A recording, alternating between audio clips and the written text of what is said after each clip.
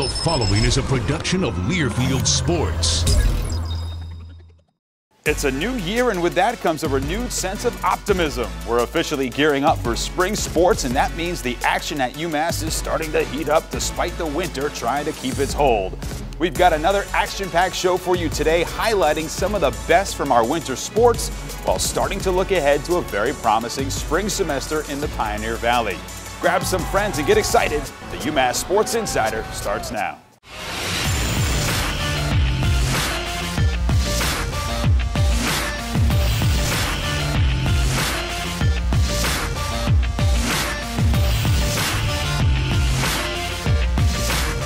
Hello and welcome. My name is Jay Burnham, and it's great to be with you here on another episode of the UMass Sports Insider. Believe it or not, we're just about halfway through the hockey and hoop season, and spring sports here on campus are getting ramped up. But to start today's show, we want to talk about one of the reasons why college athletics is so powerful, and that's about inspiring a younger generation, as several members of our men's and women's basketball teams recently visited local elementary schools to encourage reading and a healthy dose of physical activity. Today we came to Hadley Elementary, and it was so nice and be able to come to a school and help kids. So we were able to read, and one of the books was about courage. So we talked about us as players, how we need courage, to play every day in front of people, and then especially being freshmen, how new everything is, and every day is an adjustment. And another book was, we read to them about following your dreams. So obviously that was easy to talk about, following our dreams in basketball. And that was a second grade class, and they were really interested and loved interacting with us. So that was a lot of fun. The reading, I always loved when teachers would read the Dr. Seuss books and some of the Magic Treehouse books, and that used to be my favorite part of school, was having the teachers read those books to us, and it was interesting to actually, because I probably haven't read a Dr. Seuss book in a decade at least. It was nice to revisit it and see how happy the kids got when we read that and the honky wonky donkey. So that was pretty good. The kids, we had a lot of fun. We did defense, we did offense, we did a lot of ball handling and a lot of shooting. The kids definitely got discouraged at times, but our team, I think we definitely made an effort to make them feel like they can obviously do it, and they looked like they had a great time. We were able to teach basketball drills to some 4th and 5th graders, so my group was free throws, so we just did, just basic shots and basic dribbling, and that was fun, just encouraging them, so had a lot of fun. I think they're so interesting. You can see the different personalities so young, how some of them will grow up to be a little shy, a little introverted, extroverted. You could kind of see it at that age. And yeah, I really like them at that age before they get, a little rebellious. But yeah, it was very fun. I really loved them. I really interact with them. Oh, I loved it, because I remember being their age and looking up to people who would come talk to us too. So I loved being with them and everything. So yeah. It's getting a little tiring, but I would have kept going as long as they were laughing and it, entertained them the best I could. But yeah, I love hanging out with them. It definitely took me back. Just to see the smiles on their faces brought back a lot of memories from when I was little, looking up to kids older than me playing. I definitely think it was a lot of fun, and it was very heartwarming to be around little ones and inspiring them to do something. It just made me feel great. So yeah. And certainly one of those terrific role models is senior Jessica George, who's one of the hardest working players for the Minutewomen on the court, and also one of the hardest working in the classroom as well. Now a captain over her 4 years here on campus, she has set her sights on helping the Minutewomen have one of the best campaigns in recent memory. Kick out for 3, George, she's got it. I just felt like I wanted to be a part of a program that, wanted to build and start from the bottom up, and instead of, just getting into something where I wouldn't be, be used to my full capabilities. Contested 3, and it rains in from high above for Jessica George. He watched us play a couple pickup games, and then from then on, he had meetings with all of us individually, and, he told us what he expected of us. 3-ball splash. First bucket of the game. And I saw that as an opportunity for me to, step up and show them what I'm capable of doing, show them what I could have done in the past season that I wasn't able to do. So it was just more of a, you know, opportunity kind of thing. The story behind all this is that I evaluated the players that were in the program at that point in time, and had a very candid conversation with Jess. One thing about me is I'm honest, I'm open, I'm very transparent, and we talked about playing, and I said to Jess, if playing makes you happy, then we probably need to look for another institution for you to go play at. The conversation that we had was a year before the season started, so I was like, that right there is enough time for me, to improve on whatever I need to improve on, and to show what I'm capable of doing. And one thing that Jess, did is she looked me squarely in the eye and said, I have no plans on transferring. This is where I want to be. The one thing that I didn't understand, even though at that point in time her skill set may have not been what it is right now, her heart was huge. I just wanted to, be a part of it, and with how everything was working out with me, working out in preseason and over the summer and stuff like that, you could kind of see it forming into, I'm gonna be a part of the scores, and I'm gonna, help offensively more than I was able to last couple seasons, and I just use that as my motivation to be where I am right now. She got in the gym each and every single day and improved her skill set and improved her game. And today, as I watch her on the floor, I'm just in awe, and I get so excited, and it gives me goosebumps to see her be so successful. Her point production and what she does for us on both sides of the ball has helped us win basketball games. Just trying to create more of an offensive threat for myself. Just working on my three-point shot more, and bringing more to the table more than just, a couple drives, floaters and stuff like that. Just having a variety of things that I can do offensively as well as getting better defensively. She's our most consistent player, and when I say that, I mean her work ethic. I know exactly what I'm gonna get from Jess each and every single day. I know what type of attitude I'm gonna get each and every single day. She's a winner. I want people to know that I'm a scorer, I'm aggressive, I will work hard at all times, team player. What a terrific story, and it's been a pleasure to follow Jess's career. We wish her and the Minute Women nothing but the best at the end of the 2019 season. It's time for our first break here on the show, but stay close. When we come back, we'll sit down with the newest gold medal winning member of the hockey team. Don't change that channel. Don't pass the puck. We'll be right back here on the UMass Sports Insider.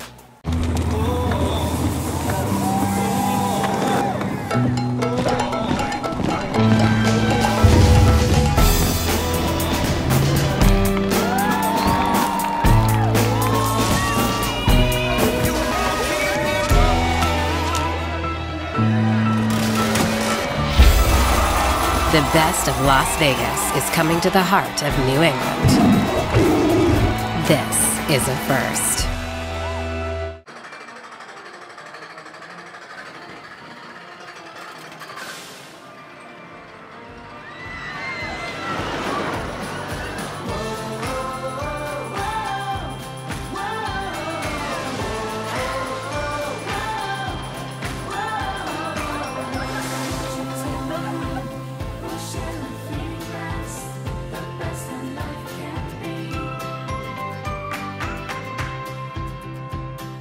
The Learfield Directors Cup, the highly recognized mark of distinction in college athletics across all divisions, both men's and women's sports.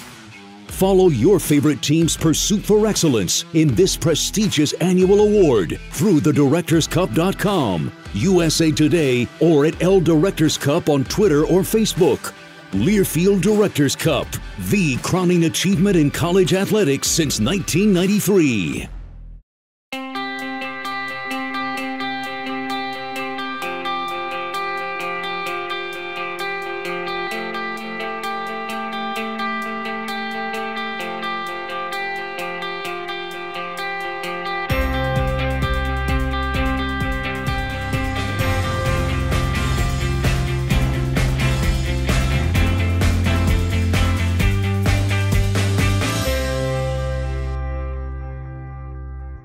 Welcome back to the UMass Sports Insider. It's time to talk some hockey. Now, you might know that some of the best young hockey talent recently assembled in Vancouver, British Columbia for the IIHF World Championships. Among them was UMass's own Filip Lindberg, who became the third Minuteman player to take home gold at the prestigious event. He was playing for Team Finland, and we were able to catch up with Filip recently to talk about what that championship experience was like. So far, it's been a great experience. It's a lot different from Finland, though. I mean, the culture is different, the people are different, but I like it so far a lot. One thing about America, I just like the hockey here. It's really good hockey. We have a really good hockey team here, and I don't know, it's just a lot tougher to play here. I have nothing to complain about. It's been great. The facilities and everything are just so great. I mean, you can't really compare this stuff to Finland. Like, everything is so much bigger here, and like, it's basically professional here, you know? So I love it here. Played five games so far, and they've been good. The teams are really good here. I mean, it's just like a big step from Finland, so I mean, nothing special, I believe. It's just been great to play hockey here. I'm excited for the next half, and like, we've been really good this year, so I'm just like really excited. The game at Ohio State, that was probably the best game, like personally, and it was just, I don't know, I had a lot of fun. Ohio State was #1 in the country in the beginning of the season, so it was just like cool to play against that team, and I just got here. I was like new to the game. The crowd was okay too, so I guess it made it special too, so it was just like a good atmosphere. It was just like really cool to play. We've been working hard the whole season, all the boys, so I feel like we deserve to be #1, and we've been playing really well, and it just feels great because we've been really working hard for this, and I feel like we should be #1, and we deserve it. It feels great. I mean, of course, it's every time you play for your country, it's a great honor, and we had a lot of fun, not only on the ice, but also like outside the ice, outside the rink, but it was just great. I mean, I can't really explain it. It was just like, we had one goal, and that was to win the whole tournament, and we did, so I don't know, it was just like perfect story. That was a great experience to play in the World Junior Tournament, and played well. Personally, I played well. I had a shutout, and the boys, they helped me a lot, so it was just, felt great. It was a lot of fun. I mean, we just went out there and enjoyed, so I mean, it was just great. Nothing to complain about. We had a lot of fun. I don't really know what to say. It was just like unbelievable, especially when a small country like Finland wins a tournament like that. It's just like, I don't really know how to describe the feeling. It was just probably the best feeling I've ever had. Just so many good memories, and it was just such a good experience. I can't really like explain how it felt. It was just like unbelievable, amazing. I feel like it's kind of unique. A lot of the teams don't have that. 2 guys with the gold medal. I mean, I think it's really cool. Kale gave me some tips before I went there. You know, nothing much, just like some detail. Like, he told me that I have to focus on details, and like it's gonna be a rough 3 weeks. It's just like important to take care of yourself and recovery and stuff like that. So I don't know, I appreciate that, but I don't know, I think it's kind of cool. It's unique. It was a great experience, and that I believe that gave me more motivation and like inspiration to just keep on working. And I don't know, it's good to be back now. It was a long tournament, a month, and we had a lot of fun, but it's good to be back though. And I don't know, great experience. I believe I can take some stuff from the game there and use it here in my game. Felt great after we won the tournament. I went home for a week, saw my family and my friends, but I don't know, it's good to be back, but it's like kind of like get back to business now. It was really cool that 1 week. After we won, we just have to focus on the rest of the season now. Lindberg joins current UMass defenseman Cale Makar, who won gold with Canada last year, and former Minuteman Steven Werner, who was part of the United States Championship team back in 2004 as gold medal winners for UMass. Great to see what that experience was like for him, and certainly that will help him on the ice in the future. It's time for another quick break, but when we come back, we escape the snow and ice of New England to see just how the rowing team gets ready for the spring with their annual trip to Florida. Lucky for them. Hopefully, they brought some of that warm weather back with them to us. Don't go too far. In the Atlantic 10, she can compete. She can win.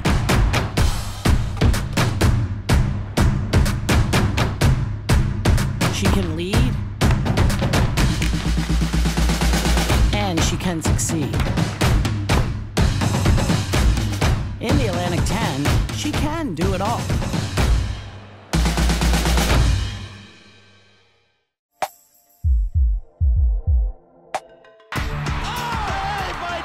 arbitrary. I think he made 60 saves against Boston College. Maine winning in overtime, triple OT against UMass. I'll always remember Kevin Waugh picking up the Hockey trophy and hoisting it. Who will make history this year at the 35th Hockey East Championship? Get your tickets at the TD Garden box office or Ticketmaster.com. That weekend here in March, playing down here at the Garden, those games are always a fan's dream.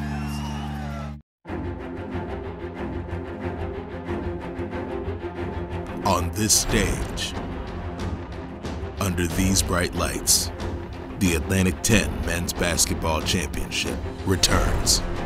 14 teams, 1 trophy.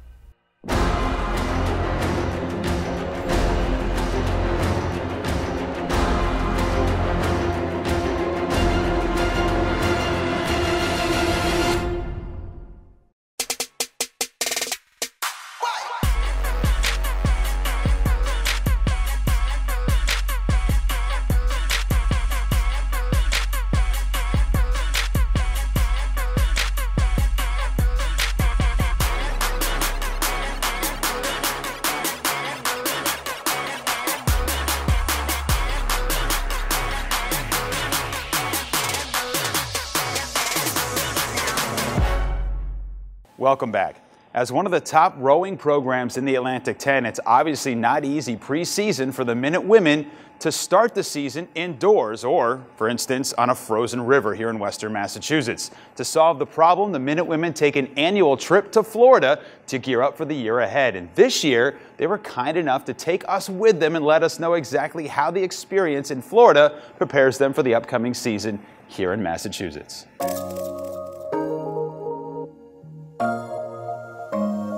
At this point for rowing in the winter is hard, being on the ergs all of the time. So taking away the trip from Florida and having that breakaway of we're now on the water, we're back where our element is really and our focus, it's nice to break up the time spent in the erg room and get that refocus like, okay, let's get back on our technique, let's get back on the power applied to the water, and then coming back to UMass, it's now like a mental break where it's like, okay, let's focus again on the ergs and build up our power again so we can be back and ready for like March and getting on the water together again. So from about 7 to 9 a.m. we would have our first water practice and then we would head back to the hotel and have breakfast. We would have about 2-3 hours to just hang out. Some people took naps, showers, and then around 2:30 we head back to the water. And we would have our second water practice of the day. And then we ate lunch and dinner at Stetson University. So as a freshman going to DeLand, Florida, as my first training trip with the team, I was really nervous because 2 practices a day can be very demanding physically. Unlike Natalie, I'm a rower, and so going in 100% both in the morning for 2 hours and then in the afternoon for another 2 hours, I was already exhausted from the first practice, but had to figure out how am I going to approach the next one, how can I be better than I was in the beginning and focus on technique, power, and executing the practice as best as I could. So after the first session, you really want to focus on how can I best prepare for my afternoon practice. Usually we're thinking about, okay, what am I putting into my body? Am I resting the right way? Am I rolling out all of my sore muscles, stretching a lot? After the second practice, you want to think about, okay, I need to be ready for the next morning. Having the river frozen up here, getting down there and having the time on the water and in a nice climate outside gives us a major advantage over the teams who don't have the funding and the opportunity to go on a training trip like this. So it's a really big advantage for us. The extra practices on the water really help to make our team a lot tighter because you're spending so much time together with the other girls that you don't normally spend as much time with. So it's nice to be able to really get to know people on your team better than you would at UMass. I was a bit nervous. 2 water practices a day is pretty mentally taxing, and as a coxswain, it's a lot mentally for me to focus on steering and just being on top of everything during practice. So I think that lived up to expectations. It was a little bit nerve-wracking at times, but it was also a ton of fun, and I'm excited for next year again to go back. Well, that certainly looks better than training on the Connecticut River. right now here in Massachusetts. Best of luck this year to the rowers as they look to bring home another Atlantic 10 championship title. Well, speaking of championships, it's now time to get ready for the cross season, and head coach Greg Canella's Garber Gorillas were one of the top stories in the NCAA last year as they made a dramatic run to win the CAA title and reach the NCAA tournament once again. Now the focus shifts from that and ahead to an upcoming season where the Minutemen will certainly be one of the top programs in the nation.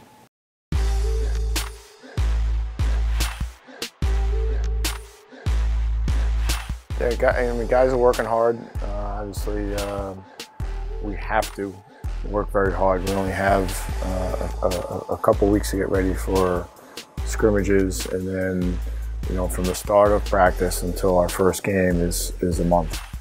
This is a crucial time for us, just to again formulate who we feel is going to play for us, who may be on the fringe for that, and for the guys to also develop confidence that if they're going to be one of those guys, especially younger guys, they're going to be a guy that's playing, that they can go out there and get the job done. The seniors have done a good job coming together. It's a pretty tight unit. We've been together this is our 4th year now. It's a little wild that it's our last go. But we're just trying to keep pulling kids along with us and kind of show them the right way, because we've seen ups and downs that this program has had, and we know that this is a new slate.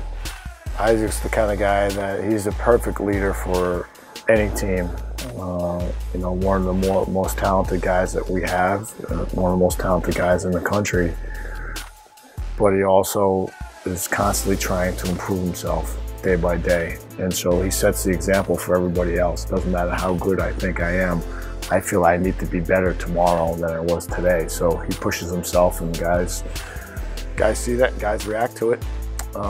So again, if you're ever going to be a really good team, your best players need to be your best lead by example guys as well.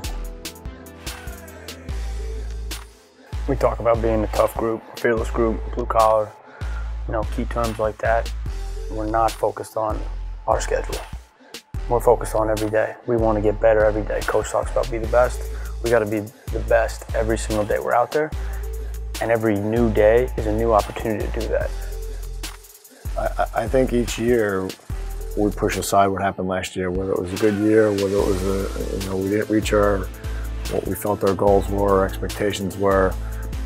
And so I think that kind of mindset, okay, this is what our expectations are, not what anyone else is putting on us, this is what we put on ourselves. First of all, it's about culture and who we are as a group, on the field, off the field. It's about hard work.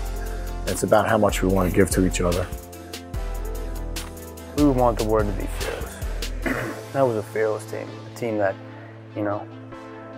they fought for every ground ball. Someone that never gave up, just a dog mentality. They got after us. Someone that might have got knocked down, but boy, did they get up quickly, and they got after it hard, and they got after it together. I think fearless would encompass, would be a good goal to set.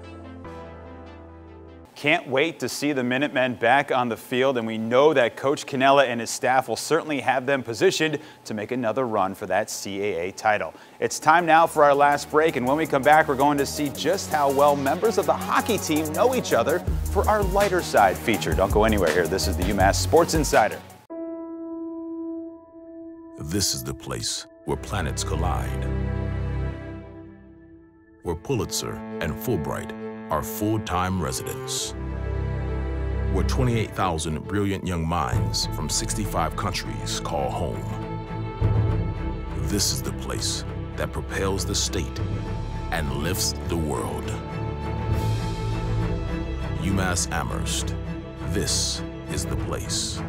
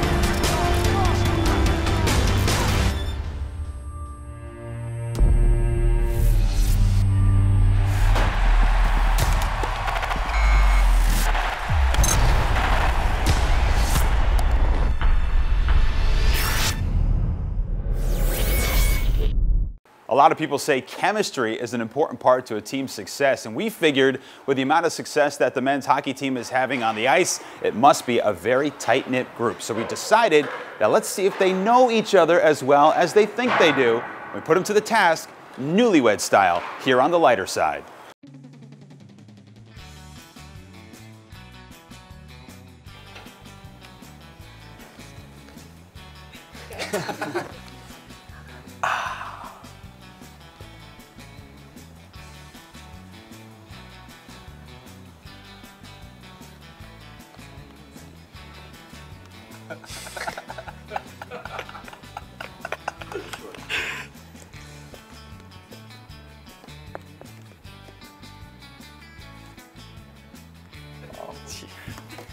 Cook off.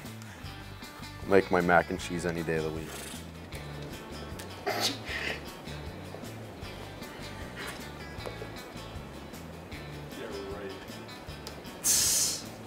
Come on, 100%. 100, easy. You play way more. Easy. Mayor plays too, though. Yeah, low key maybe. Low key might be there. Gross. That's tough. I'm gonna.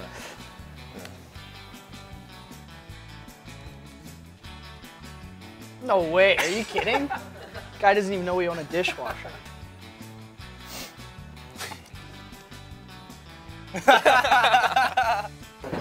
Oh boy.